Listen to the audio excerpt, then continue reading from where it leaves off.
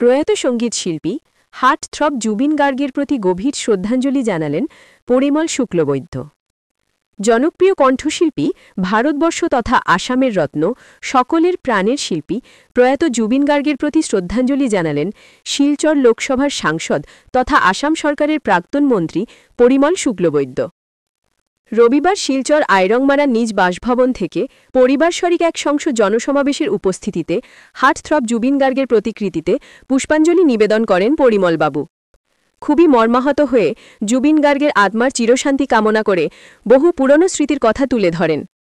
জুবিন ভারতবর্ষের সঙ্গীত জগতের এক অন্যতম রত্নকে হারালো গোটা ভারত তথা আসামবাসী। সাংস্কৃতিক জগতের অহংকার ছিল জুবিন। জুবিনের অকাল প্রয়াণ একটি স্বচ্ছ ও পবিত্র মনের অবসান। ধন্যবাদ সবাইকে। আমাদের গর্ব, আমাদের অহংকার সমগ্র ভারতবর্ষের, সমগ্র আসামে। জুবিন গার্গ খুব বড় শিল্পী ছিলেন, তার মধ্যে তো সমগ্র বিশ্বই কথা জানে, ভারতবর্ষের মানুষ জানে। কিন্তু সর্বোপরি আমি যদ্দূর ওনার সঙ্গে জুবিন ভাই বলে আমরা ডাকতাম, তো যতটাই সম্পর্ক হয়েছে মনে হয়েছে যে এত নির্মল মন, এত স্বচ্ছ, এত পবিত্র মনের অধিকারী একটা মানুষ হারিয়েছি আমরা। তার সঙ্গে সঙ্গে এক প্রচণ্ড বড় শিল্পী সত্তা। আমরা গান শুনেছি এই যে নদী যায় সাগর, কিন্তু এখানে যদি শিল্পী সত্তার দিকে আমরা দৃষ্টি দেই তাহলে মনে হয় এই সংজ্ঞাটা বা এই গানের কলিটা একটু উল্টে যাবে। কারণ শিল্পী সত্তা হিসাবে জুবিন গার্গ এক মহাসমুদ্র, এক মহাসাগর। ওনার শেষ আমরা দেখেছি যে সাগরের বুকে।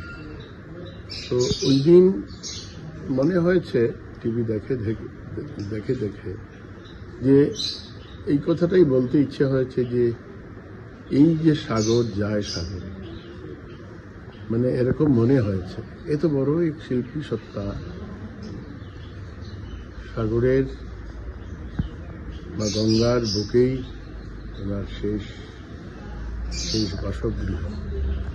আমরা যেতে পারবো না এখন, বা হয়তো বা আমরা অনেকেই আমরা এখানে যারাই আমরা এসেছি আমাদের যাওয়া সম্ভব নয়। এই মুহূর্তে ওনার দেহ এসে, নশ্বর দেহ এসে পৌঁছে ওনার ঘরে। আমরাও এই অঞ্চলের মানুষ যাতে ওনাকে শ্রদ্ধা জানাতে পারি, তার জন্য ছোট্ট এক ব্যবস্থা আমরা পরম পিতার কাছে সবাই মিলে প্রার্থনা করছি যে ওনার একজন ভালো মানুষ, একজন বড় শিল্পী, মহাসমুদ্র, তো ওনার যাতে আত্মা পরম পিতার শ্রীচরণে স্থান পায়।